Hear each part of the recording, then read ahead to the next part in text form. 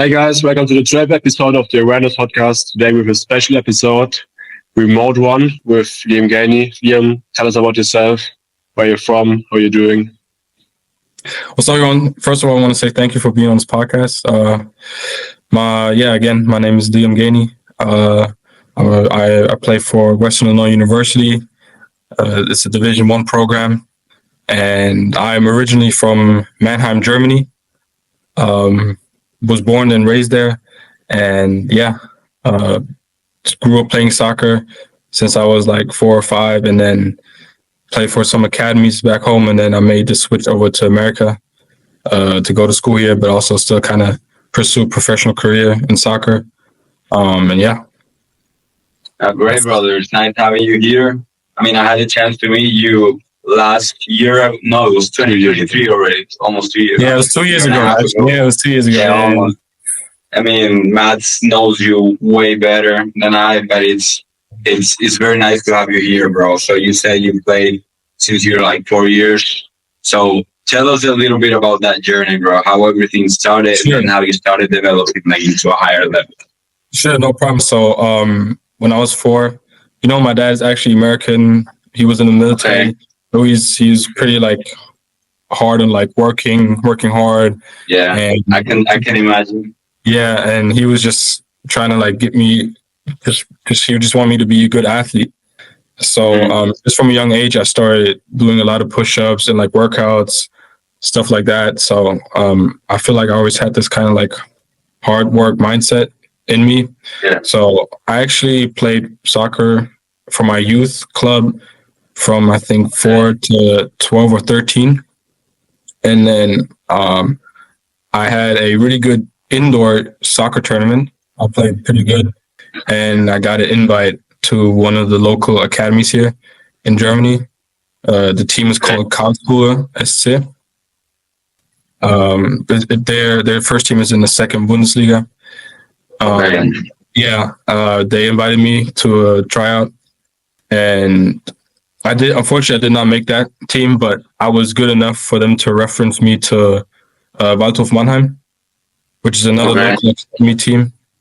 And that's where everything begun for me, where I found my passion for soccer, and really had a pretty good first year when I was 14, and then went on and played three more seasons with Waldhof.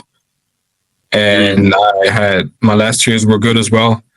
And that's where I got the chance to go to an even better academy, which was a little further away. Their name is Kaiserslautern. And that was a really professional environment. Actually, the 2 players that I was competing against for the forward position ended up turning pro. So their environment was really good. And played their 4th season. They even offered me to go there to their academy school, so I actually could live in the dorms and stuff. But I decided to stay at home because I just didn't want to leave family that early. But that really shaped my character too, because went through a lot of like hard things, and ended up transferring or leaving that academy for a different academy closer to home. That was, I think, U18 and U19 season. And that team was called FC Waldorf. And really had a good year, my first year. Unfortunately, I got hurt. And I think I had like an ankle sprain, pretty bad ankle sprain, and I sat out for 2 months. So I missed out on a lot of like training, and it took me a while to like get back to the team. And I didn't really play that much my last year.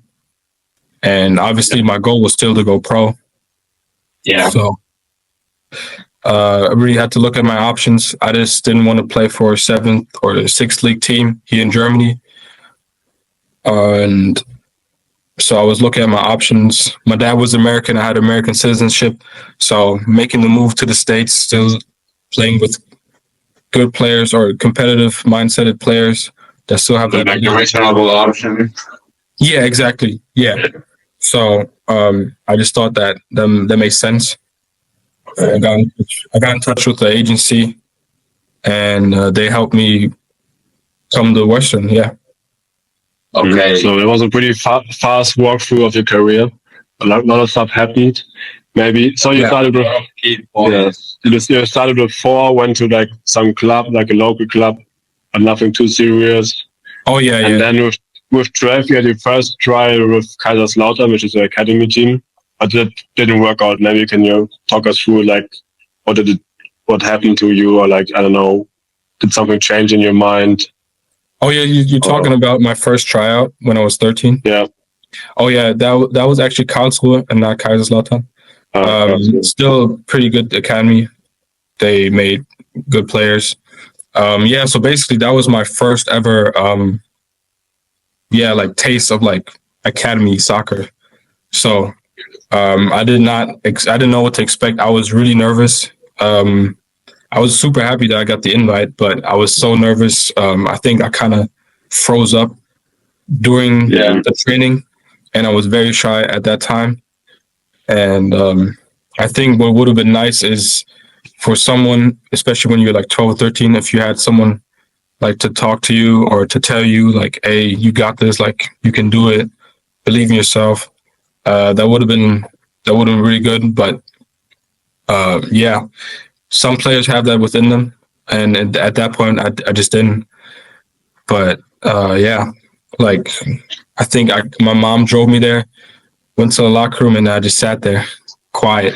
I didn't say a word. I think that's something that happens to a lot of young players, though. Certainly has happened to me. Like whenever there's like an important trial, you get like that overstimulation, like that overactivation because of how important that thing is for you, like because of how high the stakes are.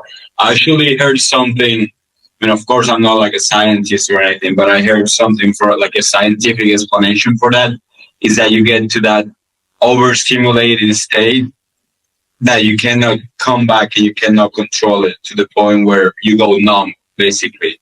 Exactly. And that was really interesting for me. And that's basically what happened to you, no? Yeah. I like straight up, yeah. Like that's what happened. That's what happened. Like but did the coaches give you some feedback? Like they say maybe, hey Liam, listen, that's the thing you have to work on, or you just went home after the trial and didn't know anything? So actually the coach did not talk to me. I think it was the scout at the end that talked to me a little bit. And I don't really remember what he said, but I just remember that it just wasn't enough for them. I think I would have been a good squad player, but I think when they recruit someone, they want to have them at a higher level than their team average. Yeah. So I think it just doesn't make sense for them to get someone if they're just a good squad player, if that makes sense. So at that time, like somebody different. They want someone to stand out that already takes someone new.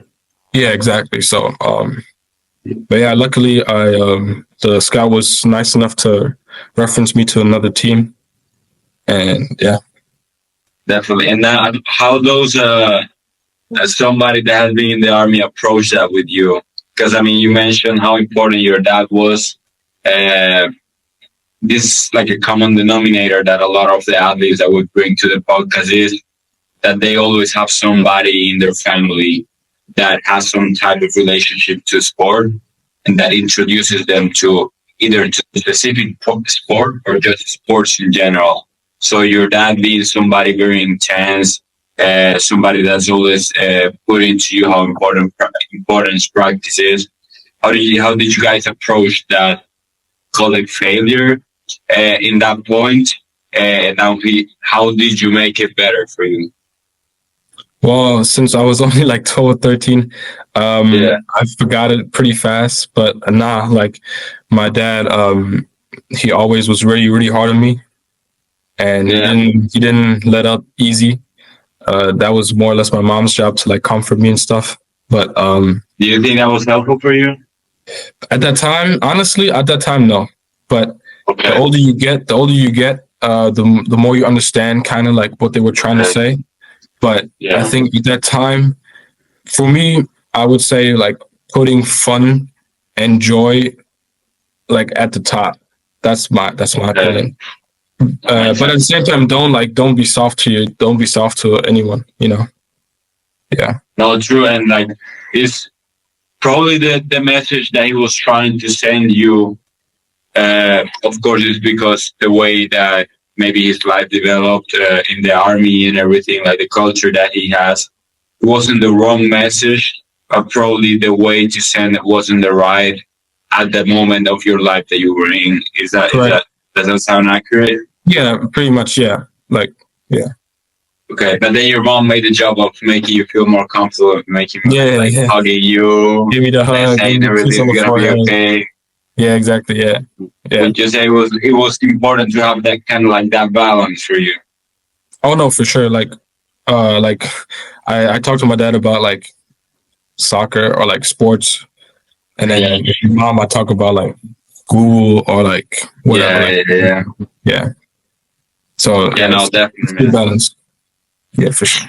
Perfect.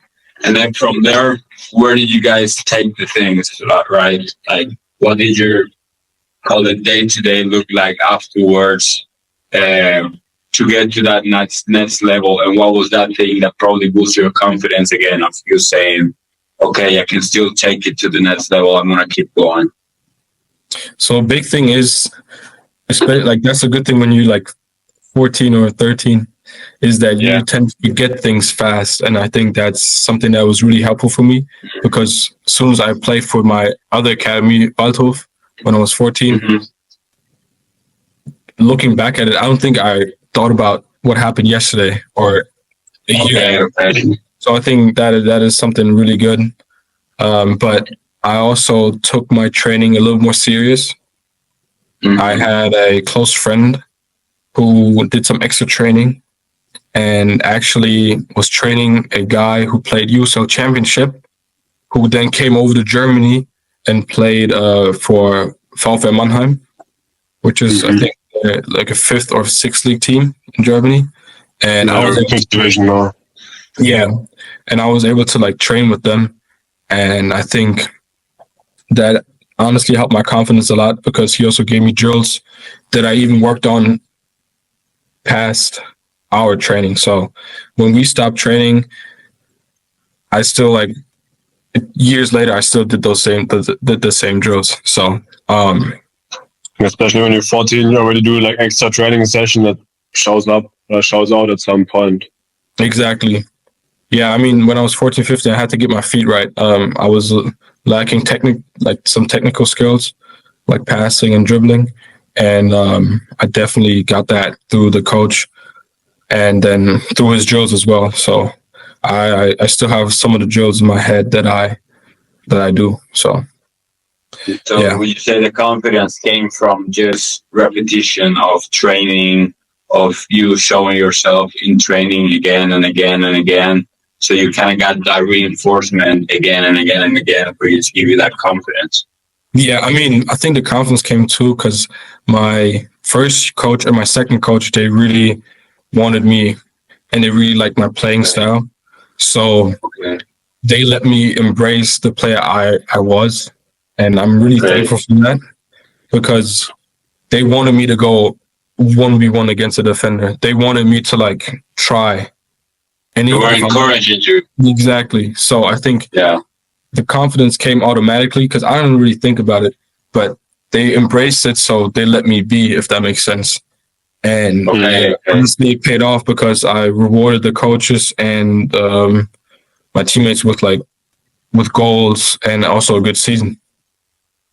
No, that's great, man. And I think that's something that really happens a lot in academies, also in the education. Like people, we're used to always look for that perfection, success, you know.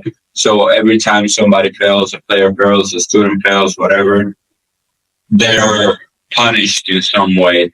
But I think it's right for me to say that the best way to help is to encourage learning instead of just perfection.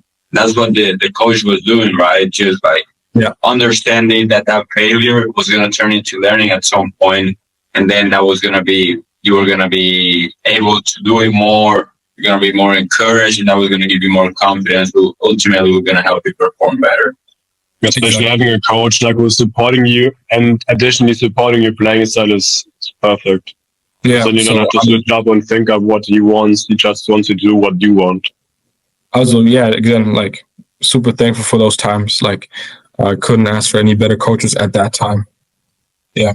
No, perfect, man. Perfect, man. I was actually discussing to Matt a little bit about you, of how well he knew you, like some stories also about where you guys met. He told me about the first time you guys met, that he was in a Oh, yeah. high school tournament. It was in a high school tournament. Yeah. He probably didn't get the best impression for you. No, he didn't, because I dived to get a pin for us. So against me. yeah, so I dove because I mean I felt a little push in the back, so I just like fell forward, and Yeah, we got a pin for that. you knew a little better at that time. I was not used to your tricks. No, I actually didn't. At that time, I didn't even know who he was. To be like, I didn't know much at that time. Yeah. Okay, and then you guys, like, all this was just to come to the point that you guys then went to a sports school. Correct. Together, and then do you think that was kind of also something important maybe in your journey? Definitely, like being around athletes, I think shows you kind of just like it just makes your mindset a little bit better. I feel like and if I, for example, had to go to a game, they would allow me go to a game, and in miss school, for example. Okay.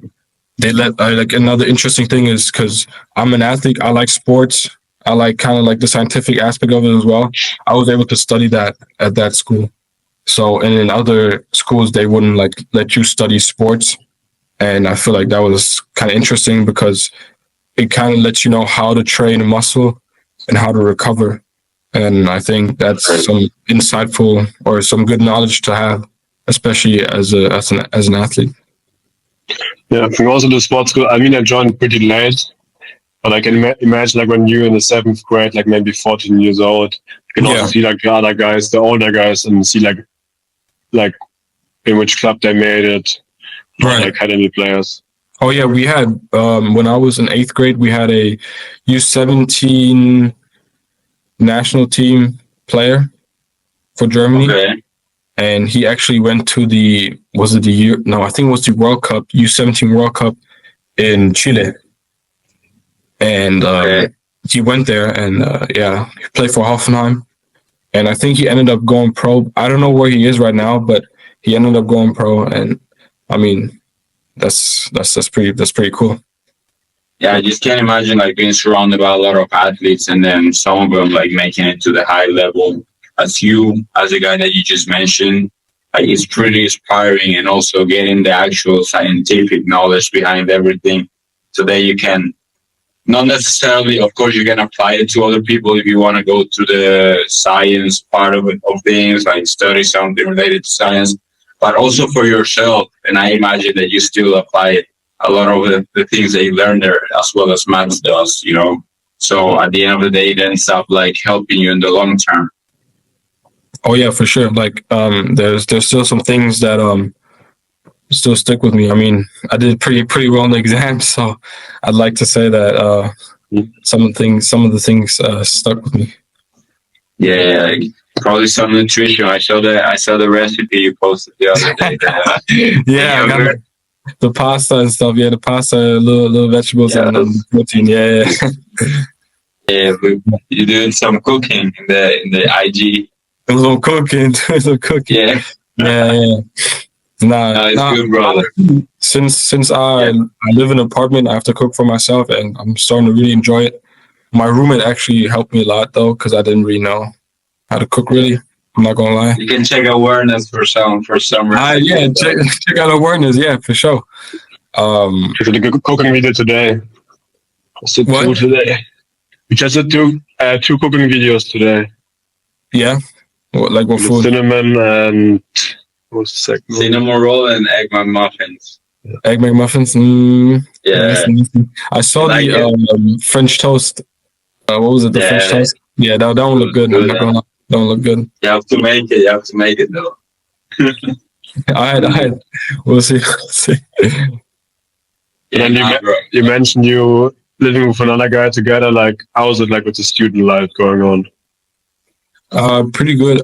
So all of my grades have been pretty good over the last couple of years. Yeah. So there's no real problem for that. With that. I mean, now Yeah. it's off season, but like, for example, in the season, like, do you think it's stressful for D1 athlete, like with all the traveling as well? Yeah, And you have definitely. some tips how to manage that. Best way to manage it is like kind of write down what you got to do for the week. Like, hold on, I got this little.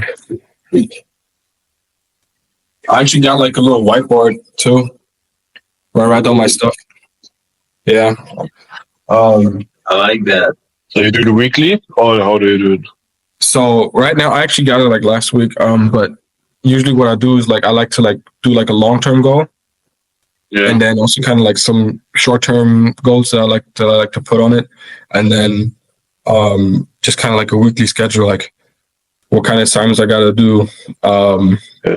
Do I have a meeting, or like for example this podcast, I wrote it down, like, you know what I mean. So And the long-term goal would be referring to the academics, or in general, it could be also like something for your personal life. for me, long-term goals, I'm like looking at it like soccer-wise right now. Okay. Yeah. Then do you have, because then what I like to do also is, okay, I have my long-term goals, but then I have my daily input that I'm doing related to that long-term goal. So I like to think of everything, okay, how much does this relate to that long-term goal I have? And then organizing the things that I do daily in a way of how much they relate to it.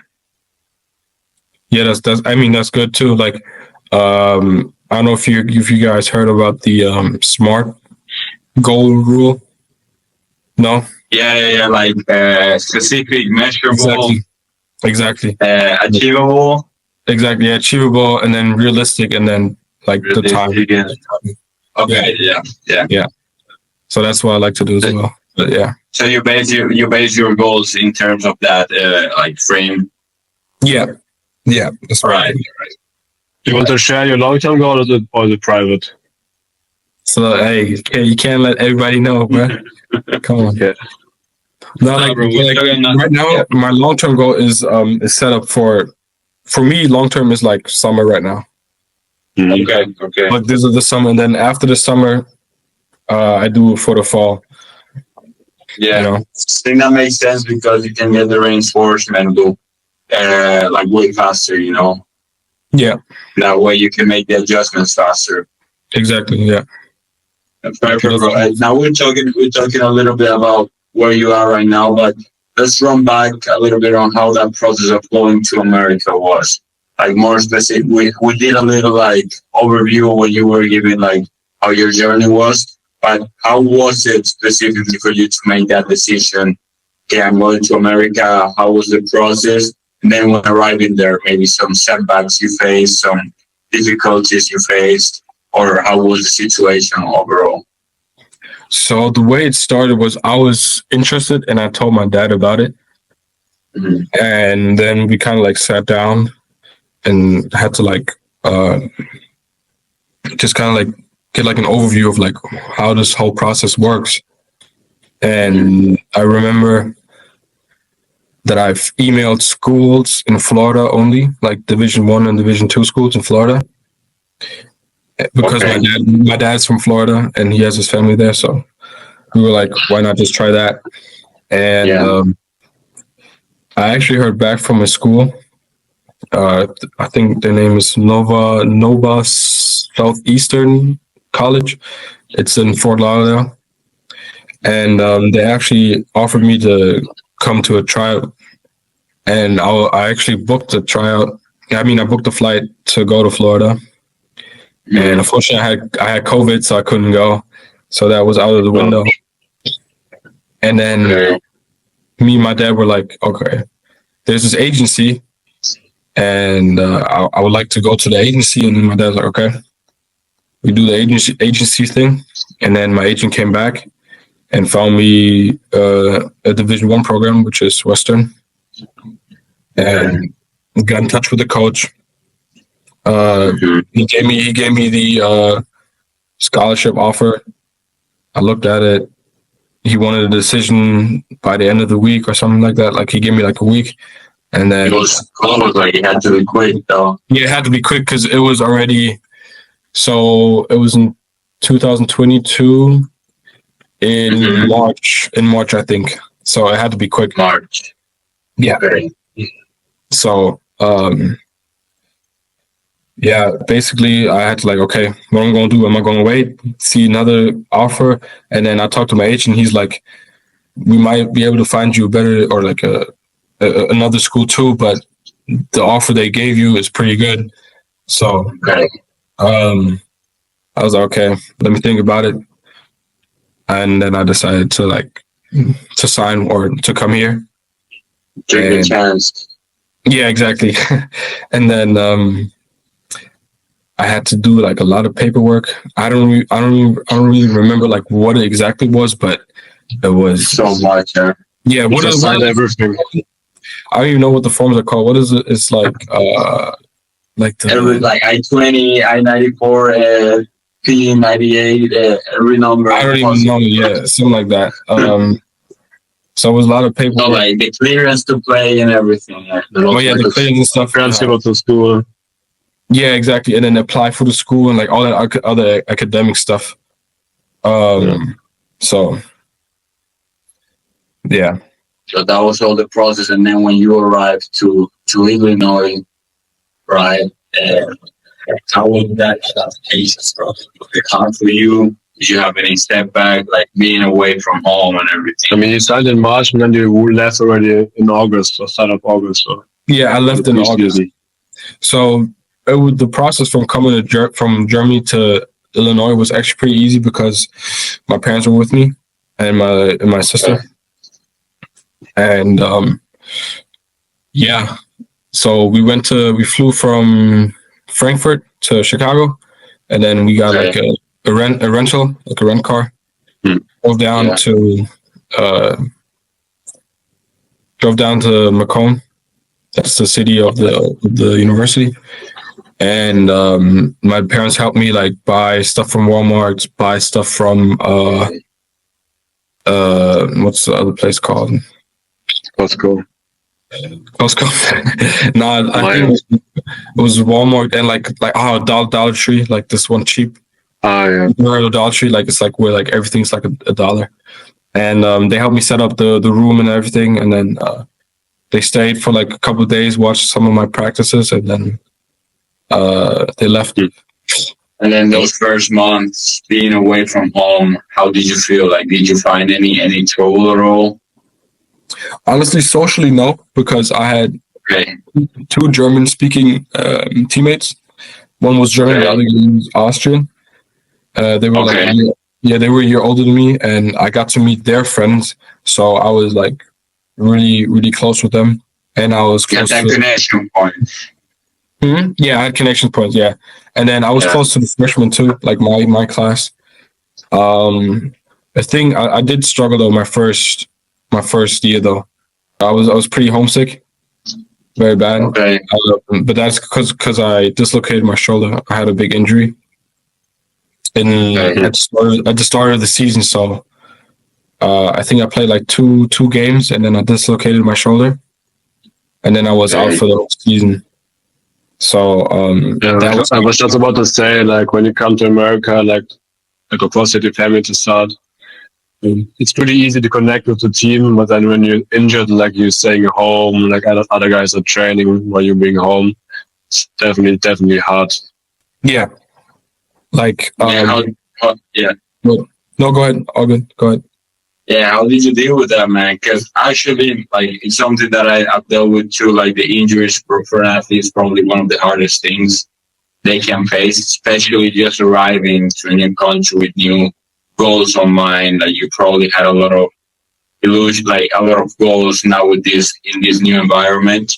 And then after 2 months, it was kind of like over, if you want to call it like that, because that's what you think. You think that all this for nothing. Now I'm gonna just stay here. I'm not gonna be able to prove it myself. How did you deal with that injury, and also with the ones you had before that you mentioned?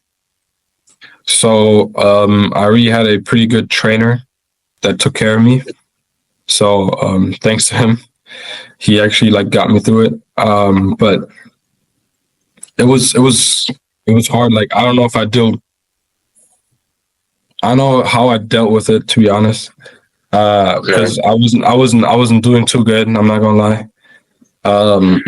Because the only thing I came to the US for was like to play soccer, right? And my season was going on, and the best way to bond with your teammates is like obviously through training and like through games. And I was on the sideline just watching them, so I wanted to contribute to like our games, but I couldn't. And it was kind of hard to like get close with everyone. I still hung out with like my German friends and their friends outside of like soccer, but it was still not the same anymore. Definitely, man, because you're not doing what you're all about, which is the sport, right? Exactly. That's something that has happened to me. Like I've been injured quite a lot of time, probably about 2 years. I'm a young guy. I'm 19, and like 2 years of my career I've been injured. So that's something I can resonate with you there, bro.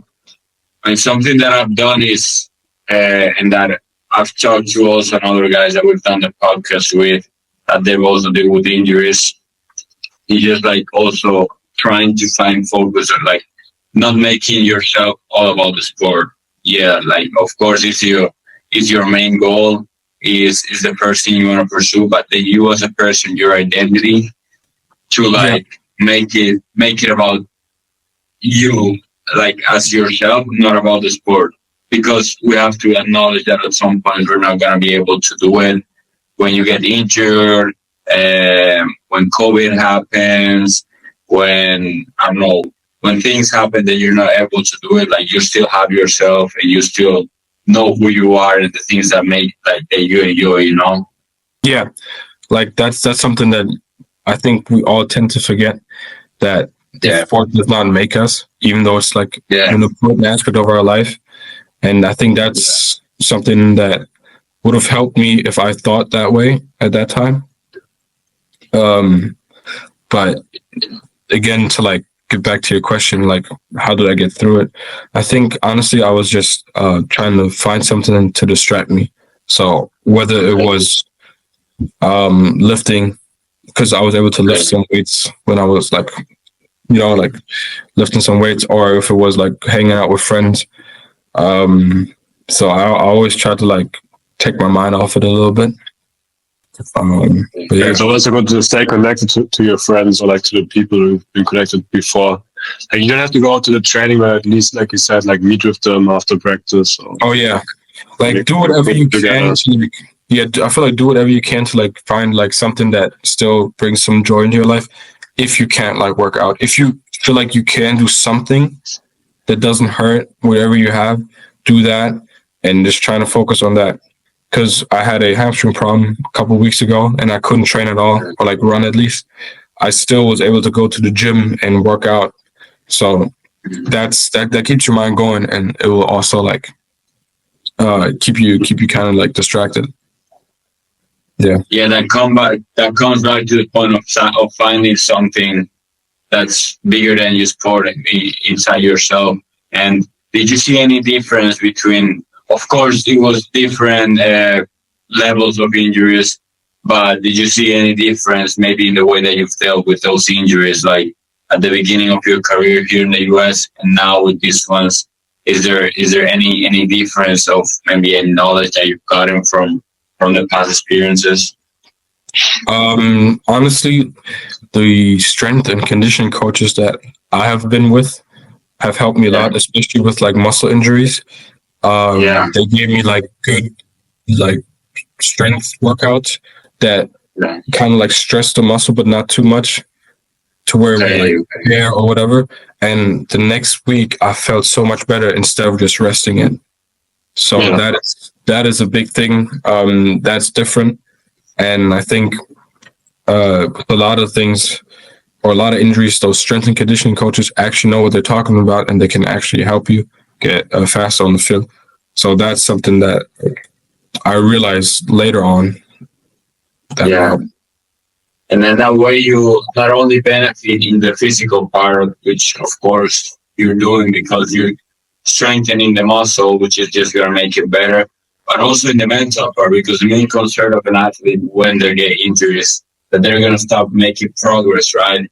So in some way you feel like, okay, I'm still training, I'm still working on my strength. So you have that feeling that you're still making progress even though you're injured, right? Yeah. So, I mean, to touch on that, like, the mental part of it is also a big thing.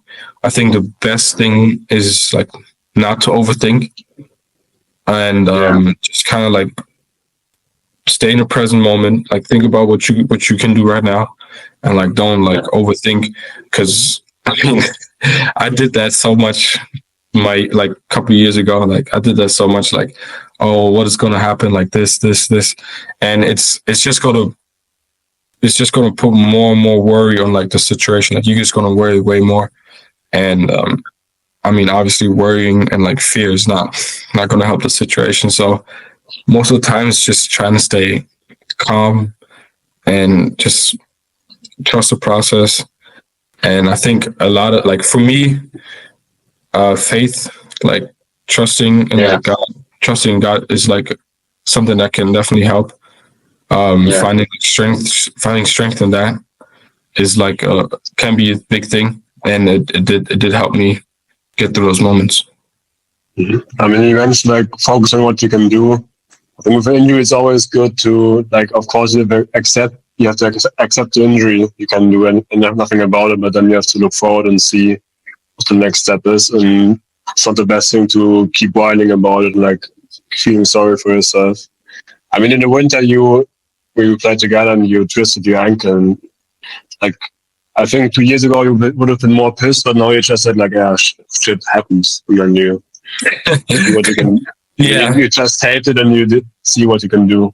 Yeah, no, like for sure. You gotta be smart about a lot of things. Like, I mean, if I would have twisted my ankle like a couple of years ago, I probably would have been way more pissed than I was. You're right. But at the same time, you also just got to be smart. Like, hey, I got some ankle problems. I should do some mobility. I should do some strengthening. I should tape it till it feels better. So those are all like things that you gotta like think about as well, because you can't. I just saying like, oh, I'm so unlucky. I have ankle problems. But okay, I have it. So what am I gonna do about it? Exactly. So like, can't complain really. You know what I mean? Like, I don't want to be judgy or anything, but like, oftentimes it's you just gotta take care of it. You know? Yeah, definitely. Like being very conscious about your situation and probably the limitations that you have. And if there are really limitations and things that are affecting you, well, you might as well do something about it because you don't want it to affect it that much, right? I mean, I'm not saying like injuries are controllable. I'm not saying that. I'm just saying like after the fact, after you're injured, try and like do something. I'm not saying like you can't control dislocating my shoulder, but or breaking your arm or like tearing your hamstring or whatever. I'm not saying that that's obviously unlucky and that sucks. But I mean, after the fact it happened, just try and like do some rehab and do like the right things to get back. Yeah. And if you're more likely to it, then probably take more care of it, right? Correct. Yeah. Oh, by the way, my phone actually like stopped recording. A couple of times. No problem. I can keep going. Hey, my phone said full storage. I'm like, what? So my bad. No, we can keep going, brother. We're recording it, so it's all good. All right, but brother. Yeah. Now we talked a little bit about the setbacks and how you deal with them, the injuries that you had, and also like the development you've had throughout the time and through having more injuries, how you've learned from them. But now tell us a little bit about how a day-to-day looks like for you, how a day-to-day looks like for a D1 athlete. Just for people that want to get probably to that level, knows what it takes. So obviously it's going to be different when you're in season and off season. So for me right now, we're in the off season and we definitely have way more time, maybe way more free time. Yeah. So right now we have practice twice a week, and we have lift sessions 3 times a week. So there's a lot of time for schoolwork, for just working on yourself individually. So there's a lot of time for that.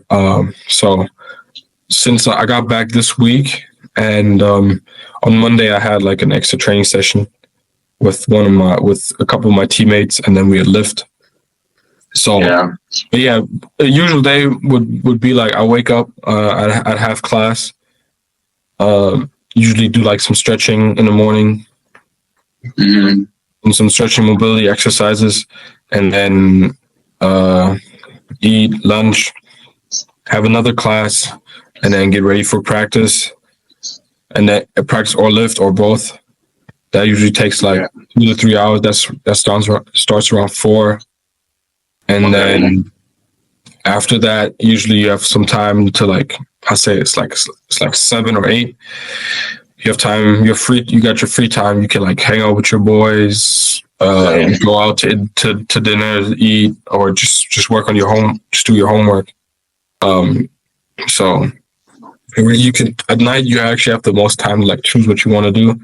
I always like to get my things done during the day. Yeah. So after practice, I can like do a little bit of homework and then just hang out with my friends.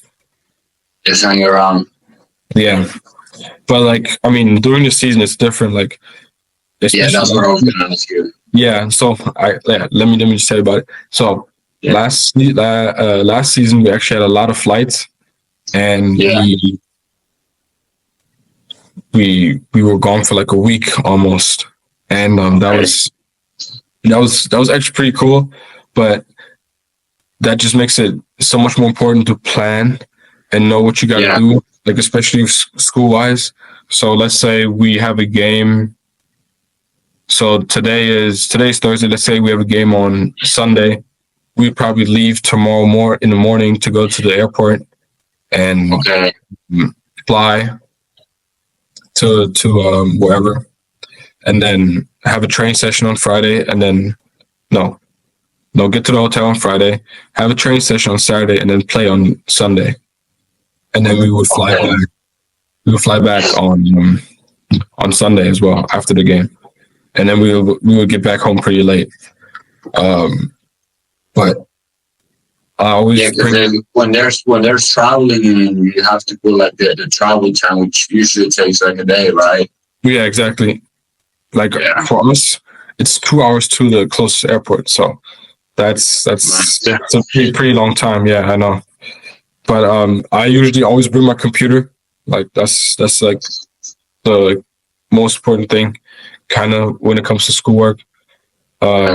Yeah, you just gotta like pack a big bag, put all your cleats in there, all your gear.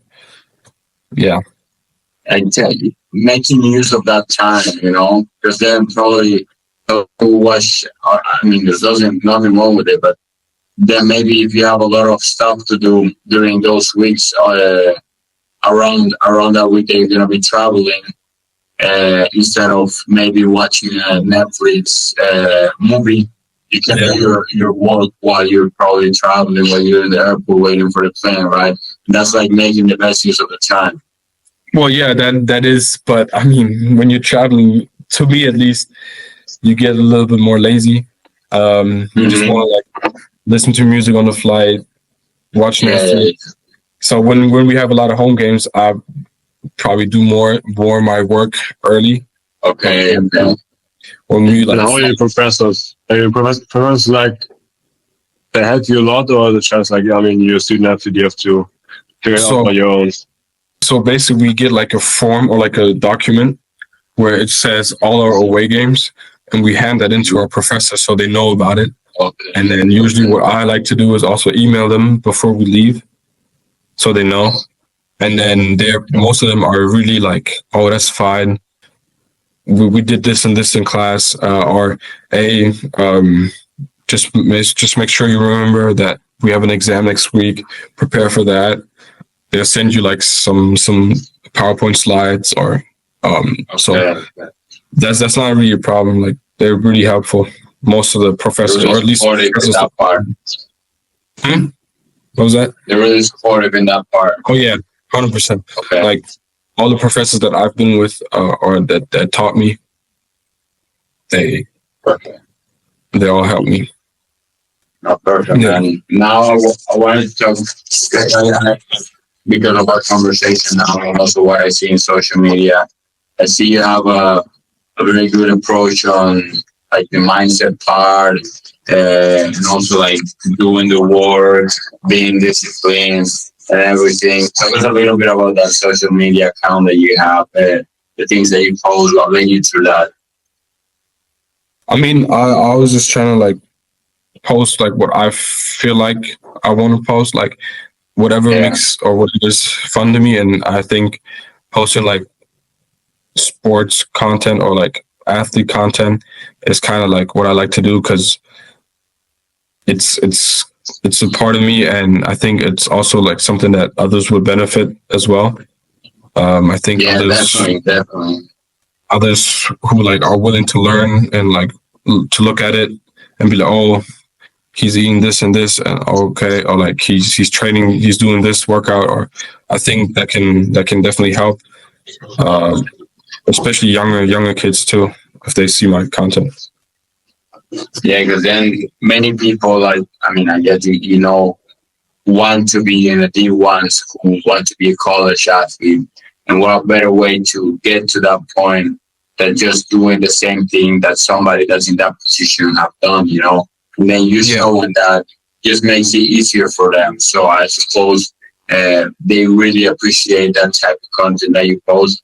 And for example, I do appreciate it too, because it's also helpful, like, to see what a guy that's at your level, probably in terms of soccer, is doing on a day-to-day basis, you know. So I just think it's really helpful, and it's really nice to see you posting that, bro.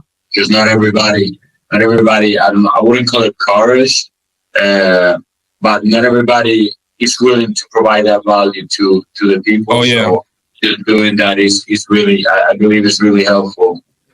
Yeah, I mean, I've been thinking about it for a long time, and I was like, this year I want to just like post it, and just like give an insight, just be a little bit more transparent. Was there something holding you back from posting it? You were like, oh my god, what the other guys gonna think about it, or you just? I'm not gonna lie. At first, I was like a little bit hesitant putting myself out there, because I didn't know what everybody's gonna think. Maybe they're gonna be like, "Oh, look at him. He's just trying to show like he's better than you," and like that negative comparison. You know what I mean? Which I don't want to put that out at all. Like, no negative comparison at all. I just want to like give a little insight into my life and what I'm doing, and I just want to like help. How do you feel now posting this stuff? You ever got like any negative feedback? No, I'm not really. I mean, even my teammates, some of them know about it. They like my video, so no. And that's something that you realize when you start doing it. Because I mean, of course, you can imagine that for us it was also the same. I mean, at least for me personally, like, you're always hesitant at the moment of starting to post something, like to go to social media. Oh, what's people gonna think? Then you end up realizing that people actually like it. That people, of course, show somebody that probably has a little bit of envy and everything, but most people that, like, the people that you're like, their opinion is the one that you actually care about, they actually like it and they actually support it though. So it's more of that like mental process before doing it that actually what happens. I think in the end it's just an Insta account, or like it's just an Insta video, but it shows like you just do your stuff, what you think it's important to you and what helps you. And I mean, me personally, I'm not someone who cares a lot about stuff what other people are saying. But even in the end, like, let's say someone hates on you, like gives you bad feedback. So what? Like, you're gonna stop because one guy says something bad about it? I don't think so. Yeah, no, I just do the stuff you want to do. I like, honestly, like that's the best mindset to have about it, to be honest. If you just like don't care what somebody says, like, and just keep doing your thing, staying in your lane, doing your business, like, That's the best thing to have. I'm not I gotta be honest. I didn't have that at a couple of years ago. I was definitely struggling with that. I kind of wanted to satisfy everyone, and that's not going to be possible. But it's good that you're conscious, because then that was probably the first step for you to kind of get better at it. I mean, the fact that you probably tell that you get better at it.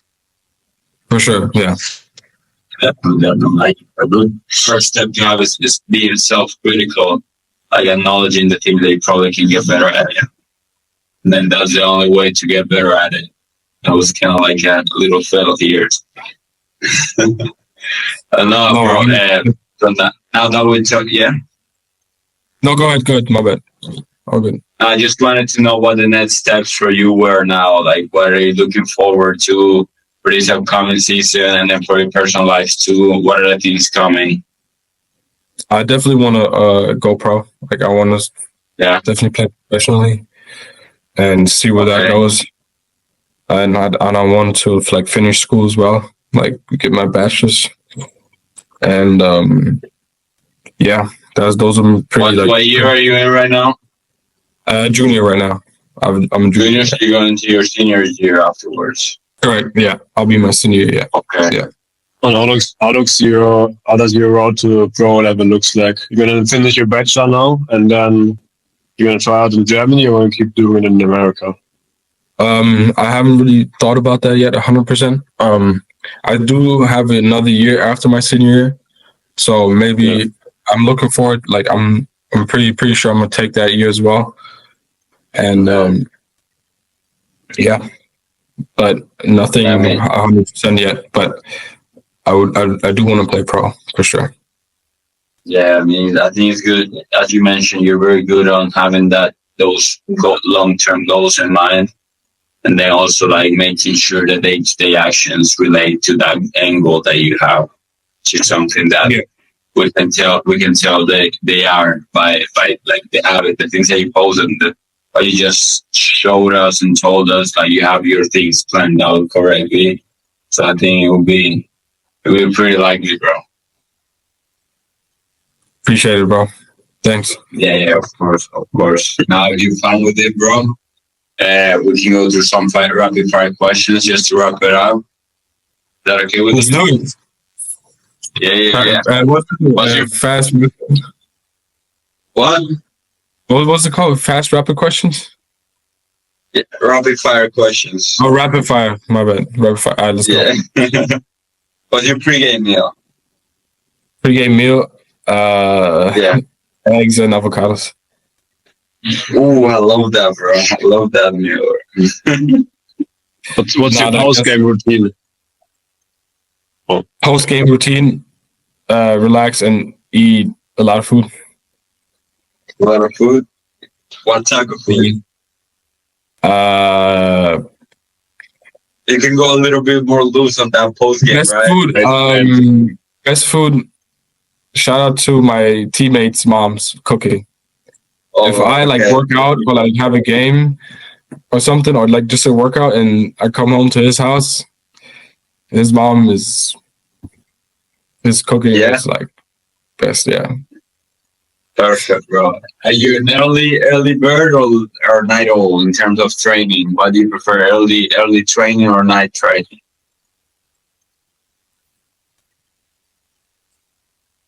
Night training. Night training. That's a hard one. Who's your favorite player of all time, except of Messi or Ronaldo? Messi or Ronaldo. Favorite player of all time?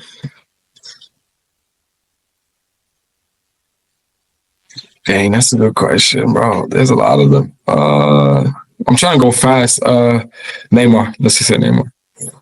Neymar. And then we were talking about going pro. If you could play pro for any team, which one would it be? Barcelona, probably. Okay. Yeah. Really like Barcelona. What's something you always bring in your bag for away games, except your laptop? What do I always bring in my away games?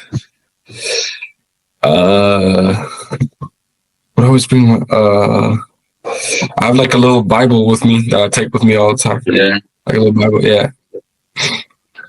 Nice, man. Then what's the most annoying thing like an opponent can do to you in the face?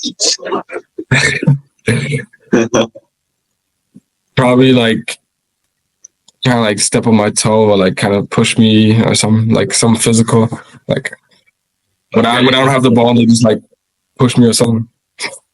Yeah. When the ref is not looking. Exactly. Yeah. Step on my toe or like doing something else. Okay. What's the hardest thing from being away from home? Not seeing family. Okay. And me and Ivan. He said he.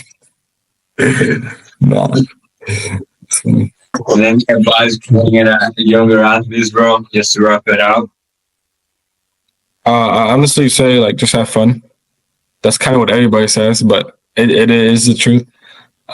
Just have fun, enjoy yourself, and just believe in yourself, believe in what you can do, and just trust in yourself.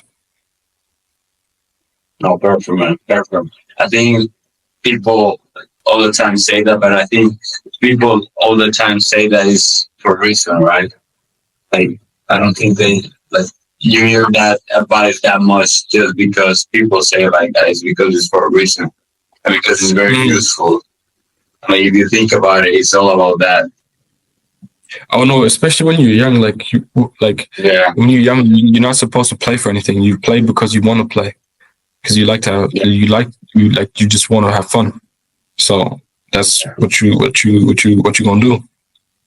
You know, like there's that.